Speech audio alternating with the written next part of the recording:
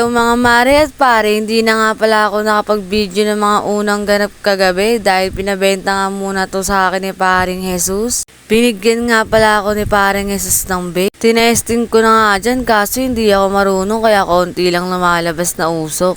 Tapos na nga ako maligo dyan at nilinis ko nga muna dito banda sa salamin. Pansin nyo ba wala na yung malaki naming salamin dahil hiningi ng atin ni paring Jesus? Pinigay nga namin dahil meron pa naman kami isang salamin dito. Tsaka ano naman gagawin namin sa maraming salamin. Kaya mga mare, pag may mga gamit tayo na hindi naman masyadong ginagamit, ibigay na lang natin. Kesa masira lang at maluma, at least napakinabangan pa ng ibang tao. Wala namang ibang magtutulungan kung hindi tayo lang din. Winalis ko na nga din dito kasi maya din matutulog na kami. Dumating na nga dyan si Baho, tumarang nga sa camera, papansin lang. Charot! Naglagay na nga din pala ako dyan sa mukha, dyan nga pala ako pumesto para maganda yung video, hindi against the light. Matutulog na lang yan, nagaganyan pa. Syempre mare, pag bagong ligo na nga lang tayo maganda. Bumili nga pala si paring Jesus sa kumare namin kanina ng leche na may konting plat. Kinain na nga namin ni paring Jesus yung kalahati dahil kanina pa nga siya nag-crave ng leche plan. Solid, masarap siya, di nakakasawa, parang ako.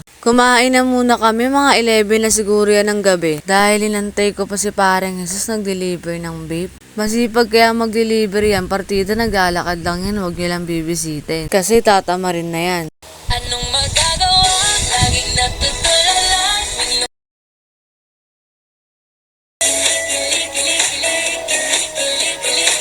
Tapos na nga kami kumain yan at tapos na rin kami maglandian. Charot!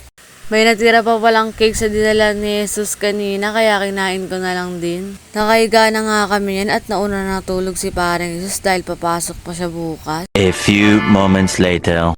Tumayo nga pala ako dyan dahil ginutom na naman ako kaya kinain ko pala yung leche plan na natira kanina. For the beef na nga yan si ante, kala mo talaga marunong. Nakalimutan ko nga pala yung bintana namin, nakabukas pa. Nakalimutan ko nga din pala yung pantrabaho ni Jesus na sinampay ko dyan na nilaban ko kanina. Kasi nga may pasok na siya bukas. Inalis ko nga muna yung speaker dyan para makuha ko yung sinampay.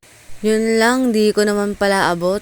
Ewan ko ba, tumatalon naman ako kada New Year pero hindi naman ako lumalaki. O diba, gulat ka kaya inusog ko muna yung speaker dahil tumatama pala sa electric pan. Pinilit ko nga abutin mga mare pero hindi ko talaga maabot. Yung mga muscle ko pala sa paa, galit na. Sige mare, push mo yan, kaya mo yan. May panungkit naman kami na sa baba nga lang, may nakahiga na dun kaya hindi na ako bumaba.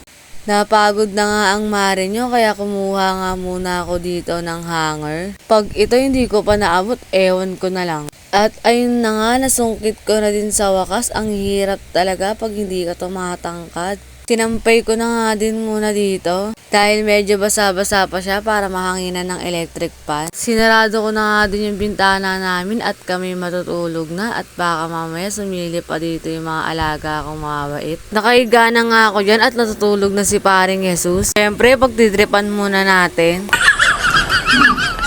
O, diba ang baho? Charot. Matutulog na nga din ako mga mare. Good night. Bye-bye.